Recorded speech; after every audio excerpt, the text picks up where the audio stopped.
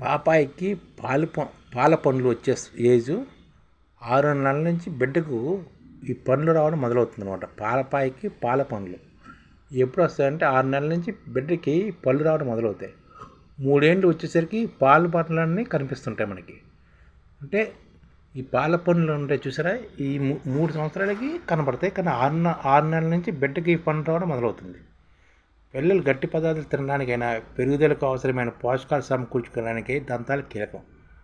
పండ్లు రావడం అనేది సహజమైన ప్రక్రియ అయినా కొన్ని ఇబ్బందికర అనుభవాలు కూడా వారికి ఉంటాయన్నమాట. వాటిని అధిగమించేందుకు అనేక మార్గాలు ఉన్నాయి. వాటి గురించి ఒకసారి చూద్దాం. జొల్లు కారడం. పండ్లు వచ్చే క్రమంలో నోటి నుంచి ధారాళంగా జొల్లు కారుతుంది. పిల్లలు ఆరోగ్యంగా పెరుగుతున్నారు అనడానికి ఇదొక సంకేతం. ఎప్పటికప్పుడు నోరు తొలగడం ద్వారా ఈ సమస్యను అధిగమించవచ్చు. అయితే జొల్లు మరీ ఎక్కువగా ఉంటే మెదడు పనితో సంబంధించిన సమస్యగానే అనుమానించాల్సి రావచ్చు అనమాట.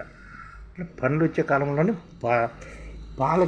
ఈ పిల్లల నోటి నుంచి ఎక్కువగా వాటర్ వస్తుంటుంది అనమాట. జొల్లు అంటారు దాన్ని, జొల్లు కార్చుకోవడం అంటారు కదా, అది పండ్లు వచ్చే క్రమం నోటి నుంచి ధారాళంగా జొల్లు కారుతుంటుంది పిల్లలకి.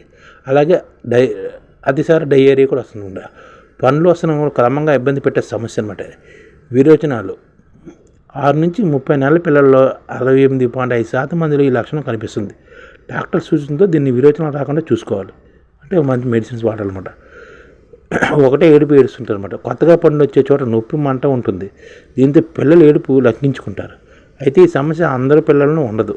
కొంతమంది లక్షణం కనిపించగానే పనులు వచ్చేస్తాయి.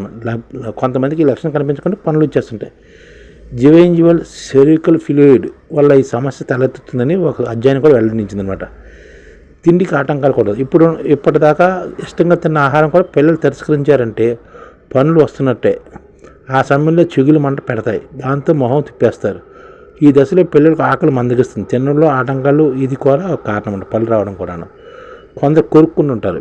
బిడ్డలు చేతివేలను కొరుక్కుంటూ ఉంటారన్నమాట. గట్టి బొమ్మలు చప్పరించడం మొదలు పెడతారు. ఏదైనా వస్తువు కనిపించగానే వెంటనే నోట్లు పొట్టేసుకుంటారు. ఇవి దంతాలు రాంకకు సంకేతాలు అండి. ఇవన్నీ పనులు వస్తున్నప్పుడు చిగుళ్ళలో వాపు, నొప్పి, మంట లాంటివి కనిపిస్తాయి.